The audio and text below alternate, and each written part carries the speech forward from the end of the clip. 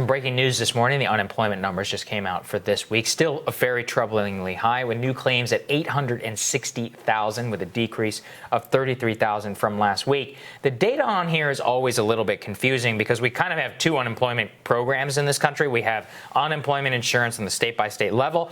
Then we have the Pandemic Unemployment Assistance Program, which is the executive order signed by President Trump. If you take those two together, it's approximately 1.4 million that filed new unemployment claims last week. That's down from 1.7 million the week before, with a total number of 30 million Americans who are receiving some form of unemployment aid in the United States of America, approximately 1/10 of the entire country, and much higher percentage of the labor force right now. And I think it's important context, because as we look at these, it's down 33,000. Right. Basically it stayed the same from last week. Yes. But even in the depths of the Great Recession, we never saw more than 700,000 apply in one single week. So we are still at numbers that are significantly higher than the absolute worst moments. Rock bottom. The rock bottom worst moments of the Great Recession. We got some more numbers in recently that kind of underscore the problems underlying the economy.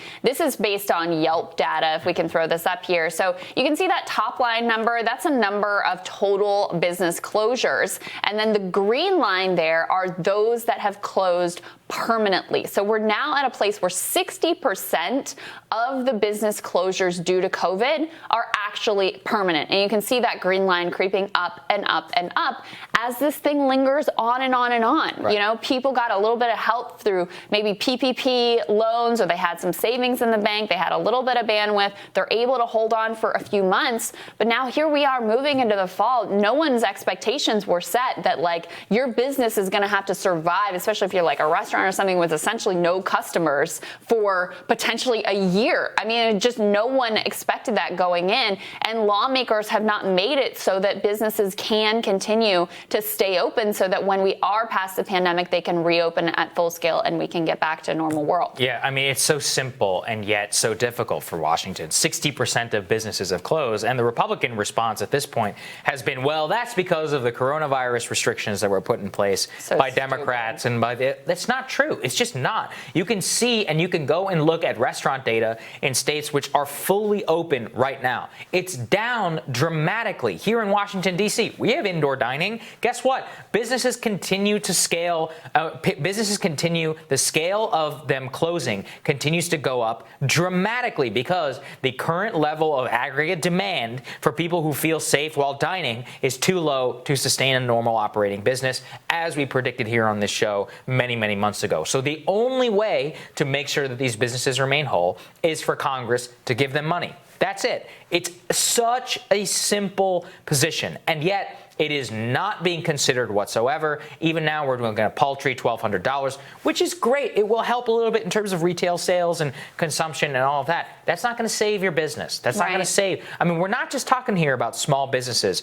A lot of those have already closed. We're even talking about chains, multi-million dollars, which here in D.C., gone, closed. And I think that we really need to understand the destruction that's being wrought. Yeah, there was another piece that we were looking at, the Fed's Main Street lending program, which is supposed to be for businesses that are bigger, too big for the PPP program, but not big enough to take advantage of some of the Fed's other lending programs.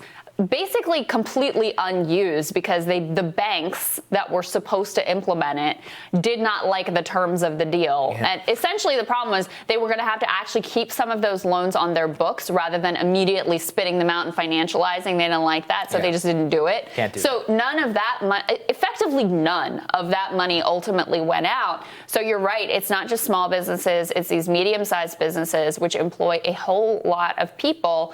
And again, look, unemployment numbers down a little bit, basically steady from last week, and we are still in the throes of this thing. Roughly 1,000 people died from coronavirus yesterday. Colleges across the country, we're seeing spikes. We're seeing spikes in the Midwest. We're heading into colder weather when people have to be indoors.